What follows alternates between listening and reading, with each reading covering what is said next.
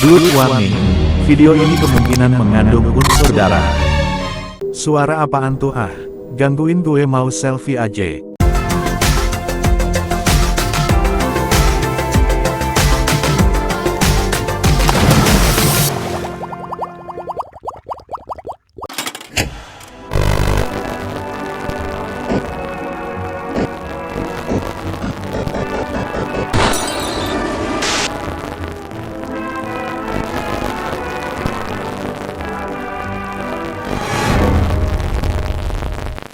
Di sekolah, ada pengumuman bahwa besok kalian dinyatakan lulus sekolah menengah atas. Kamu dan temanmu sangat senang sekali, kalau udah lulus ya bebas nih, gak ada beban tugas itu lagi. Kalian tertawa, tapi sebelum itu salah satu dari temanmu bertanya, "Woi, cita-cita kalian mau jadi apa nanti?"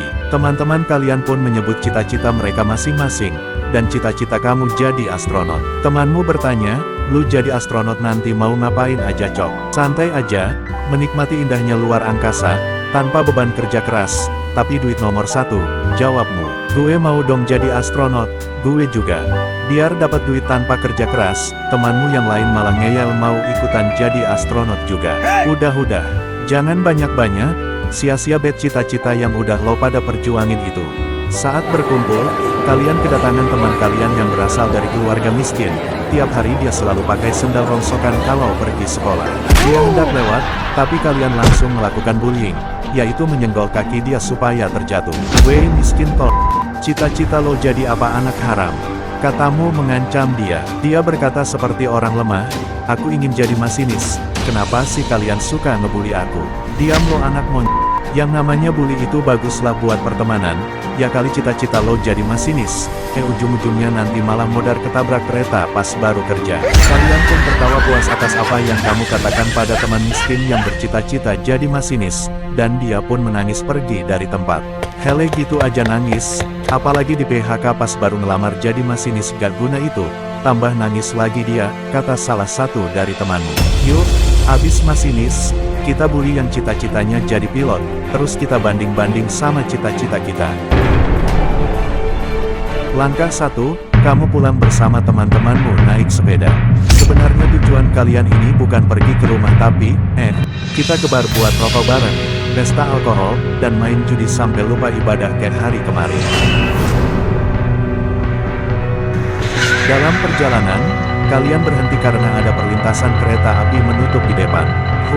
Cita-citanya si miskin tol jadi masinis kereta api, ngapain coba jadi masinis? Kayak gak ada gunanya buat nih negara, betul tuh, ngebosenin aja nih kereta, apalagi cita-citanya, kata kalian saat menunggu kereta melintas.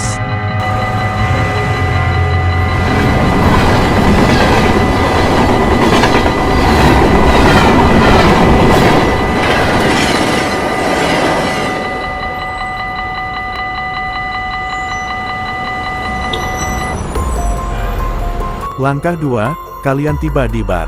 Dalam bar, kalian gercep mesan minuman alkohol banyak-banyak dan berhutang seperti biasa pada hari-hari umumnya yang sering kalian lakukan. Kasir bar jadi emosi, "Kalian ini ya, udah hampir 1 bulan ngutang terus. Bisa rugi dong bar gue." "Lu kasir beg, masih bacot lagi gua tembak beneran nih janj. Anjset, baru tahu gue lo bawa pistol," katamu. "Iye, untung gue sembunyiin di tas. Satpam tol itu aja gue permainin biar gak ketahuan." Kalian pun tertawa terbahak-bahak saat minum alkohol bareng, dan setelah meminum alkohol, kalian hendak bermain judi sampai lupa ibadah. Judi yang kalian lakukan adalah mempertahankan harta masing-masing. Kalau salah satu dari kalian yang kalah, maka temanmu bisa saja dimiskinkan untuk selama-lamanya. Karena kalian semua gak mau miskin, untuk bermain harus mempunyai tingkat fokus yang amat tinggi, maka dari itu kalian bermain bisa sampai jam 1 malam tanpa pulang ke rumah. Akhirnya lulus kuliah juga, modal joki skripsi sama jadi mahasiswa karbitan, hobi mabuk-mabukan ternyata enak banget. Berkat lulusan modal joki skripsi dan jadi mahasiswa karbitan, kamu pun malah diterima kerja sebagai astronot, tempat kerjamu nanti yaitu di Amerika Serikat. Dan kamu pun akan segera pergi ke negaranya tahun ini. Kamu hendak pergi ke bandara menggunakan KRL, supaya lebih cepat tanpa terjebak kemacetan. Dames en heren, in verband met een eerdere zijnstorming is op dit moment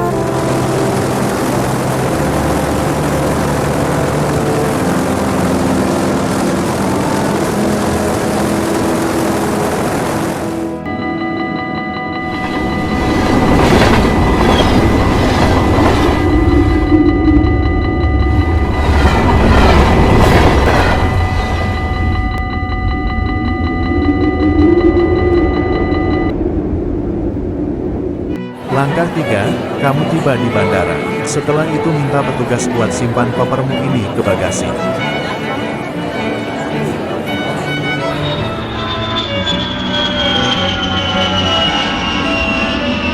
Setelah 2 jam, pesawat sudah tiba di bandara Amerika tertentu.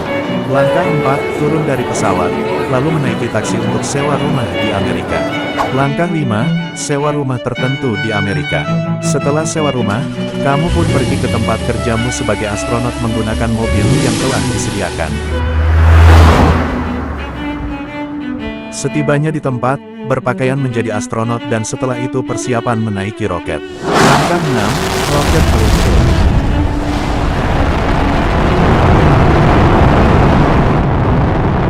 Dalam roket, nikmatilah kehidupan tanpa gravitasi. Ternyata dalam roket seru juga woy, teriak. Tiba-tiba ada petugas roket lain yang menegurmu. Mas, tolong, jangan berisik. Cuma karena ditegur, kamu memukul petugas roket lain. Ngatur lo suka-suka gue lah, roket ini kan punya gue. Tapi kan, roket ini buatan perusahaan mas, jadi, bacot lo, apapun alasan lo roket ini tetap punya gue. Bapak gue tuh pencipta roket, kamu mengusir petugas lain dari roket sehingga dia jauh darimu. Jangan banyak ngatur gue lagi ya lo, gue ini kebal hukum, sama aja kayak bapak gue, kebal hukum juga. Langkah 7, roket tiba di bulan. Ternyata gini toh wujud bulan. Gue selfie ah, biar pas gue udah nyampe ke bumi, gue pamerin ah ke teman gue sama si miskin tol yang cita-citanya sia-sia itu. Biar gue ngebuktiin, kalau cita-cita gue derajatnya lebih tinggi dari teman-teman gue dan si miskin itu. Suara apaan tuh ah? Gangguin gue mau selfie aja, keluhanmu. Tapi gue penasaran, asal suaranya tuh dari mana ya?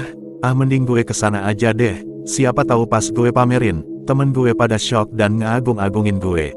Langkah 8, hampiri sumber suara ledakan itu. Setibanya di sumber suara, kamu melihat ada banyak koin emas di lubang bekas ledakan yang sangat luas.